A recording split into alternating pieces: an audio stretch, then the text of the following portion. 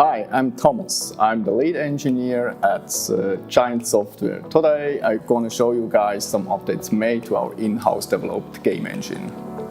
People often ask why we are not using Unreal or some comparable engine. They ask why we go through all the pain of coding everything ourselves. So there's no doubt, using an existing engine such as Unreal would solve a lot of problems and also would provide a lot of features just out of the box. However, Farming Simulator has some special requirements which would make adapting existing engines quite difficult. For instance, the dynamic and static foliage system, which is fully synchronized in our engine, would be very difficult to implement or adapt in existing engines. Also, our vehicles have quite demanding requirements which cannot be simulated by physics systems of other engines. Apart from this, we have also other reasons which go beyond just the features. Namely, we want to decide when and what features change during the development. This is especially important to make modding as simple as possible. Also, with other engines, modding wouldn't be even possible, or at least not in that extent we are offering it. So in the latest Giant's engine, we added some new features for you guys. We added DirectX 12 support on PC. We have the new optimization techniques like the texture streaming system, occlusion culling, and various other graphics features. Farming Simulator 22 is going to be shipped using DirectX 12 API. This allows us to write more efficient code and to reduce the CPU overhead we had with the previous rendering APIs.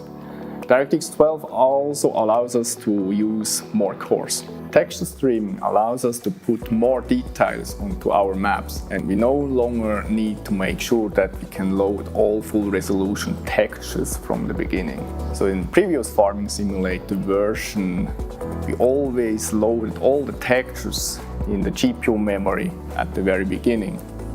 This is basically a good approach if you have enough GPU memory. But if you have very high quality textures or even too many textures, the game gonna crash or you end up with a very low frame rate. The lack of the texture streaming system in previous Farming Simulator version was the main reason for the relatively restricting garage slot system we had on consoles. Occlusion culling basically prevents the engine from performing expensive rendering computation of completely hidden objects. For a better understanding, let me show you guys an example in our editor. So this is a very simple scene I've prepared you guys to show how occlusion culling roughly works. For instance, here we have a big wall which can potentially hide other objects, right? It makes sense to have this wall set as an occluder. And if I place now the camera right behind the wall, I can't see the spheres behind, right? The occlusion culling system decides now that there is no need to compute these three spheres. And this can be checked here in our rendering stats. As you can see here, the occluded shape counts increase to 3. And we have one occluded geometry here. So I can move slightly the camera to the side until a sphere becomes visible here. Here we have the occluded shape count decreases to 2. And this is what occlusion culling does. And it also only makes sense to have occluded geometry for very big objects, of course, right?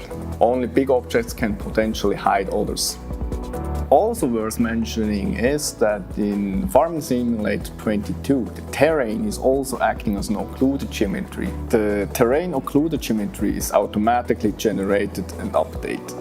Giant's engine uses a high-quality TAA algorithm by default, but it can also disable if you don't like the result or for performance reasons.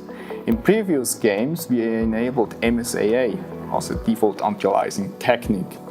Compared to MSAA, TAA leads usually to better results. To show you better the difference between these two approaches, let me show you guys an example here in the game. Even with MSAA on, there are a lot of visible specular highlights flickering ongoing on this vehicle here. All these metal bars here suffering quite a lot of this rendering artifact.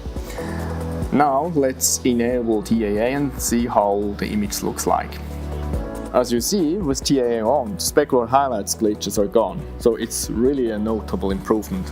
We also added parallax occlusion mapping to all terrain textures. Parallax occlusion mapping is a real-time technique to approximate displacement mapping. It's a technique to approximate geometric details without the cost of the actual geometry. So let's compare the difference between having parallax occlusion calling on and off. For instance, here we have a little path here on the terrain which has a lot of stones on it. So currently we have the parallax occlusion system turned off, and even though we have a normal map applied here on the terrain, it still looks a bit boring and flat. It doesn't look really 3D. Now let's activate the parallax occlusion culling. It looks way more interesting. Everything is kind of like popping out of the scene. We also improved the shadow map renderings quite a lot. One of the most notable changes there is that we are now able to render the shadows much further away. That actually really helps to improve the visual quality and distance. We even see the shadows in the very far distance. For instance, the trees here are dropping shadows everywhere. Let's compare with the previous solution we had in 19. There is no shadow in the distance at all. So I think this is really a big improvement regarding the visual quality. Apart from the features I've presented you guys, we also worked on other stuff like the traffic vehicle AI system, pedestrians system, and we also added some new multiplayer feature which hasn't been announced yet. And yeah, I guess that's it. That's all from the engineering team. I wish you guys a lot of fun on FarmCon 21 and see you soon. Cheers!